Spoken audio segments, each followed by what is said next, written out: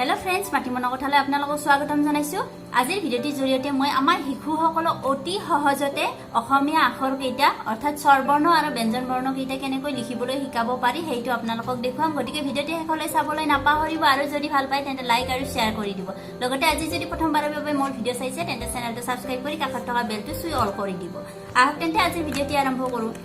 আমি আমাৰ শিশুসকলক যেতিয়া লিখিবলৈ শিকাও তেতিয়া আমি প্ৰায় এটা ভুল কৰো যে আমি এনেকৈ উকা কাগজত লিখিবলৈ দি থাকো সদায় এনেদৰে উকা কাগজত লিখিবলৈ দি থকাৰ ফলত আমাৰ শিশুসকলে লিখিব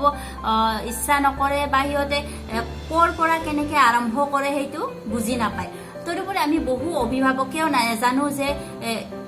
অ বা আ তো লিখিব খুজিছো হেতু কেনেকৈ আৰম্ভ কৰিম মাত্ৰাডাল আগতে দিম নে নিদিম বা আ তো লিখিলো আ তোৰ ওপৰত মাত্ৰা আছে নে নাই এইবিলাক বহু কথা আমি অভিভাৱকসকলেও নাজানো গতিকে এই সকলো সমস্যাৰ সমাধান মই আজি আপোনালোকক দিম গতিকে চাই থাকিবচোন আমি আমাৰ শিশুসকলক যেতিয়া আখৰ লিখিবলৈ শিকাম যেতিয়া অকনমান লিখিব পৰা হয় আমাৰ শিশুসকলে তেতিয়া আমি আমাৰ শিশুসকলক এনেকুৱা বহি আনি দিব লাগে বৰ্ণমালা লিখিবলৈ শিকো আহো বুলি এখন মই 50 টকা লৈছিলে বজাৰৰ পৰা আনিছো এনেকুৱা ধৰণৰ যদি বহি আনি দিয়া হয় তেন্তে আমাৰ শিশুসকলে অতি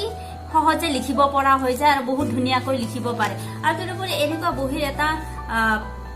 কথা আপোনালোকে লক্ষ্য কৰিব ইয়াত এই অ তো দেখিছে নহয় অ তো কৰ প্ৰথমতে এই মাত্ৰাডাল দিবৰ কাৰণে ধুনীয়াকে কাৰ চিনডাল দিয়া আছে তাৰ পিছত মাত্ৰা দিয়াৰ পিছত ইয়াৰ পিছত এনেকে যে লিখিব লাগিব এইটো কাৰ চিনে দি দিয়া আছে তাৰ পিছত এইডাল দিব লাগিব এইখিনি দেখুৱাই দিয়া আছে তাৰ পিছত এইডাল দিব লাগিব এটো ধুনীয়াকে দেখুৱাই দিয়া আছে অ লিখিবৰ কাৰণে প্ৰথমতে আমি মাত্ৰাডাল দিলো তাৰ পিছত এইটো দিলো তাৰপিছত এনেকে এসা এনেকে আপোনালোকে আপোনালোকৰ শিশুসকলক ধুনীয়াকে লিখিব শিকাব পাৰে আৰু এইখিনি এনেকে ট্ৰেচিং কৰা হোৱাৰ পিছত এয়া পুনৰ আমাৰ অনুশীলনৰ কাৰণেও ঠাই দিয়া আছে যেতিয়া আমাৰ শিশুসকলে এই ট্ৰেচিং কৰিব জনা হৈ যাব তাৰ পিছত আমাৰ শিশুসকলক আমি ধুনীয়াকে ইয়াত তলত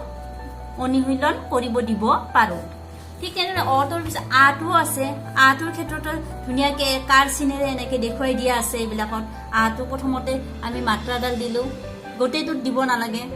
তাৰ পিছত এইডাল দিলো তাৰ পিছত এইটো তাৰ পিছত এইখিনি চাও এইখিনি যে মাত্ৰা নাই এইখিনি ধুনীয়াকৈ দেখুৱাই দিয়া আছে গতিকে আপোনালোকে এনেকুৱা বহি আপোনালোকৰ শিশুসকলৰ কাৰণে আনিবচোন দেখিব আপোনালোকৰ শিশুসকলে লিখিবলৈ বহুত আগ্ৰহী হ'ব লগতে কেতিয়াও ভুল নহয় আমি অভিভাৱকসকলেও নেজানো বুলি মই কৈছো বহুত সময়ত আমিও নাজানো যে আখৰটো কৰ পৰা আৰম্ভ হৈছে কৰ পৰা হোৱা নাই হেতু কথাটো আমিও বহু সময় পাহৰি যাওঁ গতিকে এনেকুৱা ধৰণৰ যদি বহি অনা হয় তেন্তে তাত ধুনীয়াকে দিয়াই থাকে ইনষ্ট্ৰাকচনটো কেনেকে কৰ পৰা আৰম্ভ হৈছে কৰলৈকে নিব লাগিব তেতিয়া আমাৰ শিশুসকলেও বহুত ভাল পাব আৰু আমি নিজেও ভুলকৈ শিকোৱা নহব আমিও শুদ্ধকৈ শিকাব পাৰিম আমাৰ শিশুসকলক দীৰ্ঘইটো এনেকে দেখুৱাই দিব আপোনালোকে হৰসৌটো ধুনীয়াকে দিয়া আছে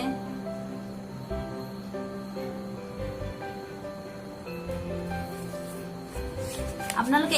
এদিনতে গোটেইখিনি কৰিব দিব নালাগে প্ৰথমতে অটো দিলে অটোৰ কেইটামান হেৰিব গোটেইখিনি ট্ৰেচিং কৰিব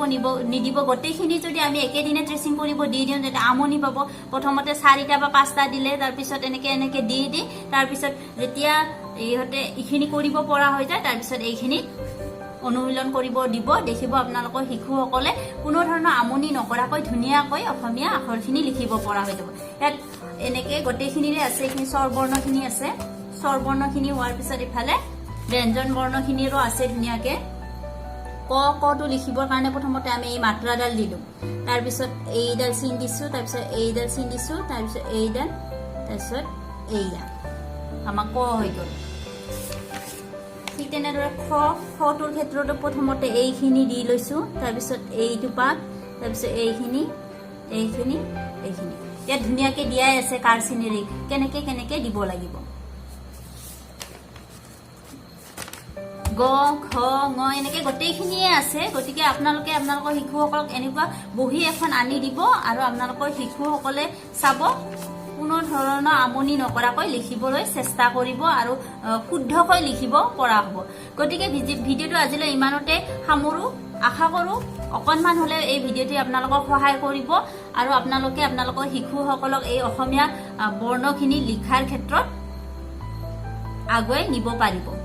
আহক তেন্তে আজি ভিডিঅ'টি ইমানতে সামৰো।